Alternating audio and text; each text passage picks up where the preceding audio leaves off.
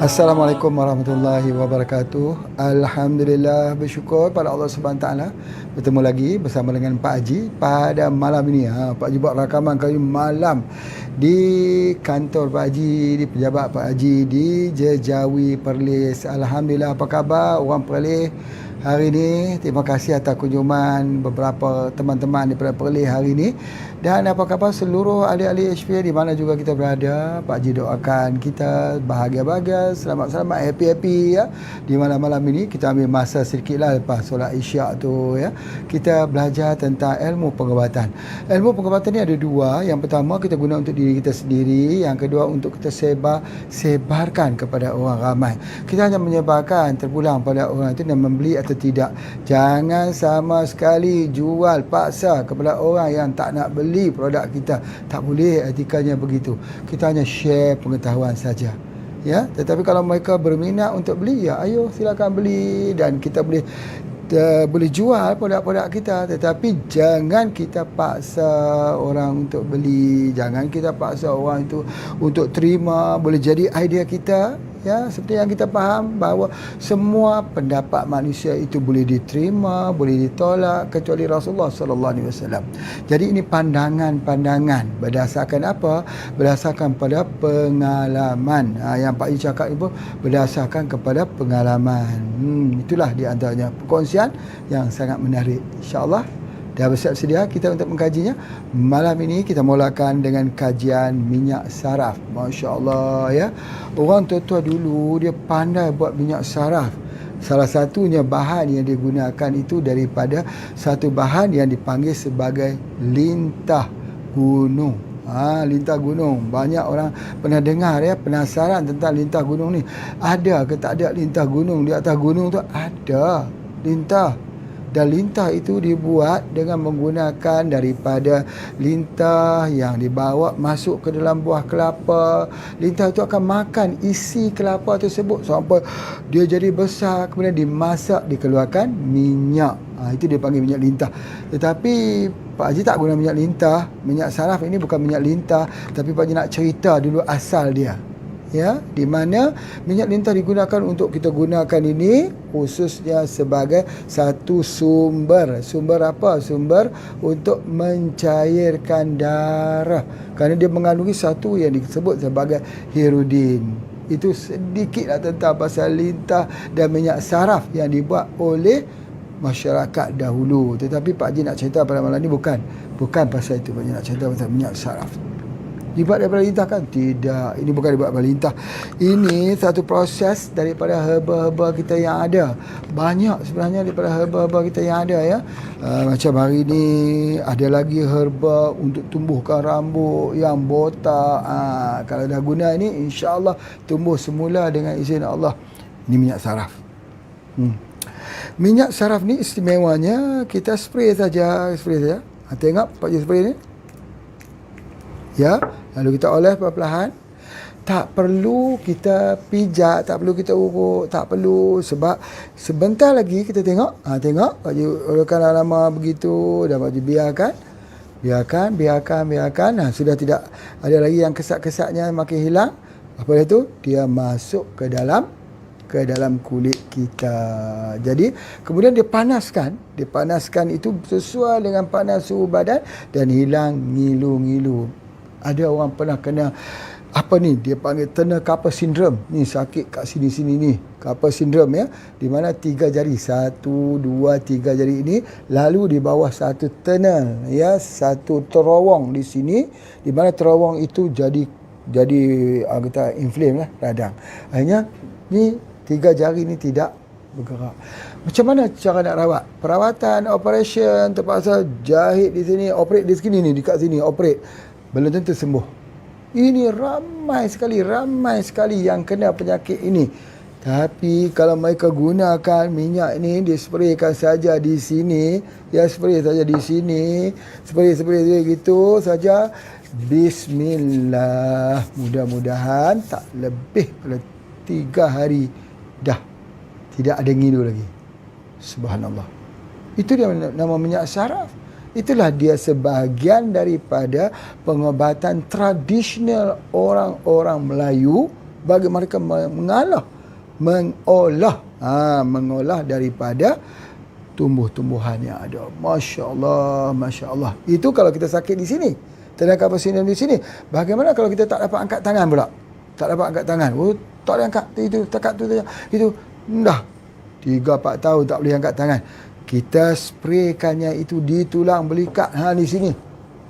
Di tulang belikat kat sini ni.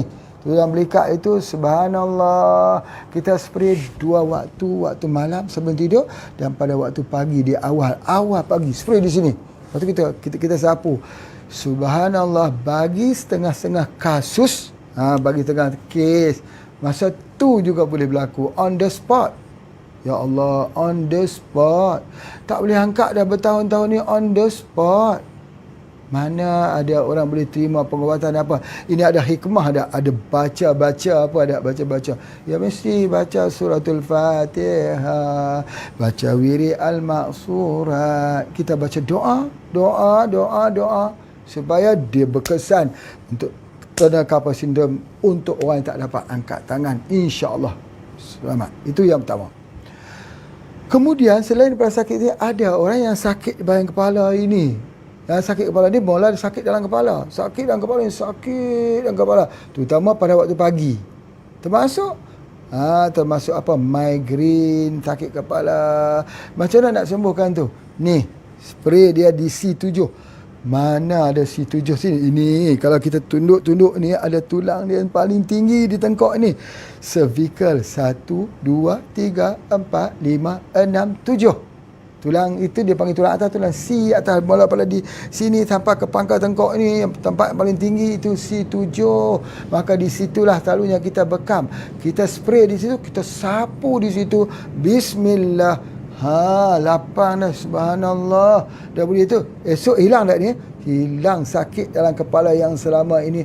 Makan paracetamol, makan Panadol, makan ubat tahan sakit, painkiller, makan, tak pernah boleh hilang. Hilang sebentar tapi tak hilang keseluruhannya. Masya Allah, Masya Allah. Itu yang Pak Haji nak sebutkan. Sakit dalam kepala.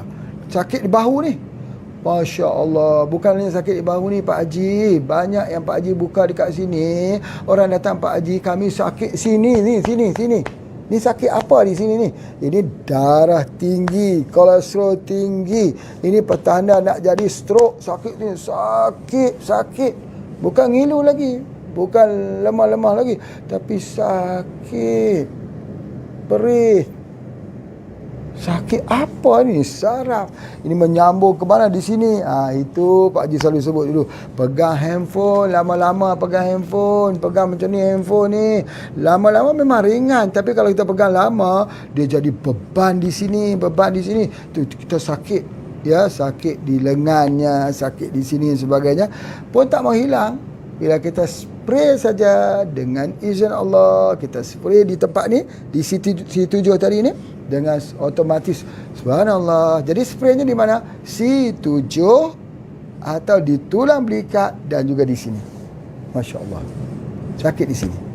Bagaimana sakit di sini? Menegang di sini. Ini tekanan darah tinggi. Menegang urat-urat dekat sini. Kita exercise pun masih menegang, sakit. Sampai nak gitu nak beralih tu pun sakit. Masya Allah. Jadi oleh sebab itu, maka apa yang kita nak kena gunakan ialah spray kat situ, sapu, insya Allah boleh.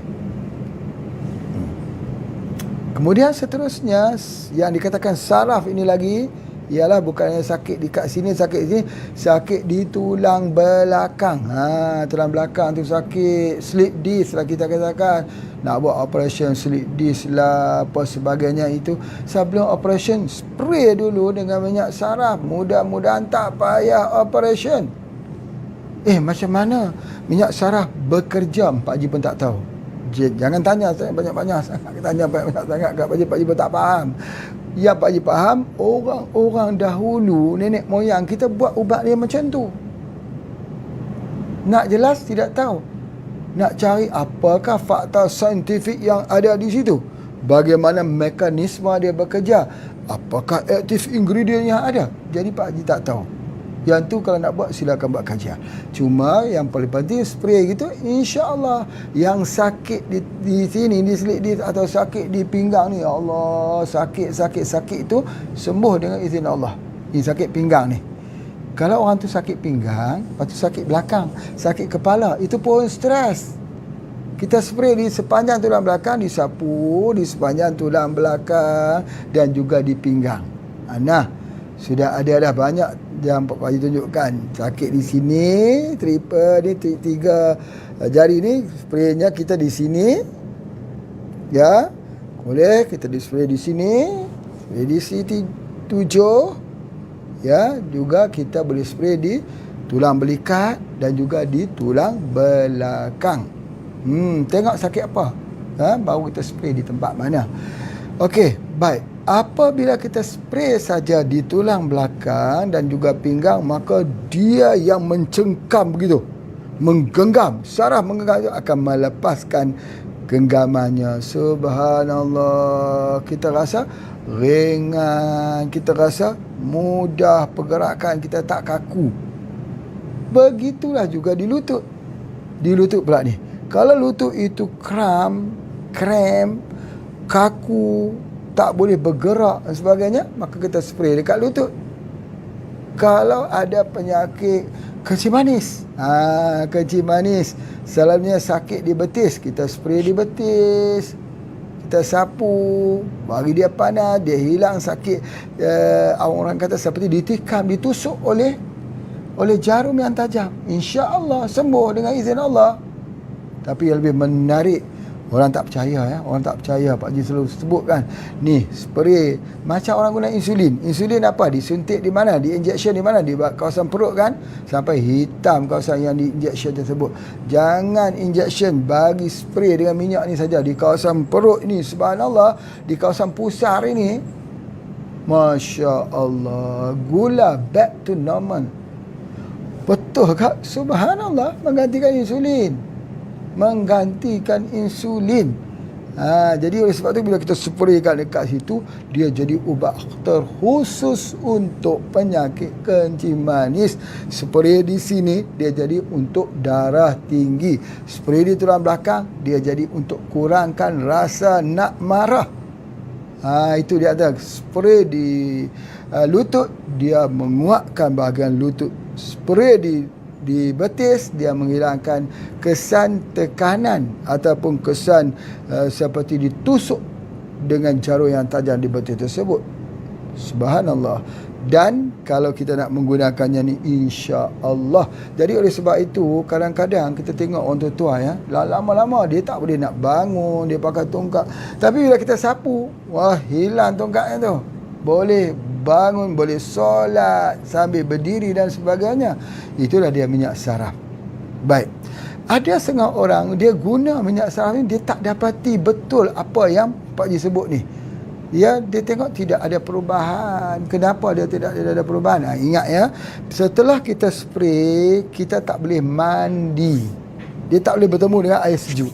Bila kita panaskan tempat tersebut, kita tak boleh mandi. Kalau kita mandi, jumpa air sejuk, dia akan menyebabkan saraf itu lagi parah.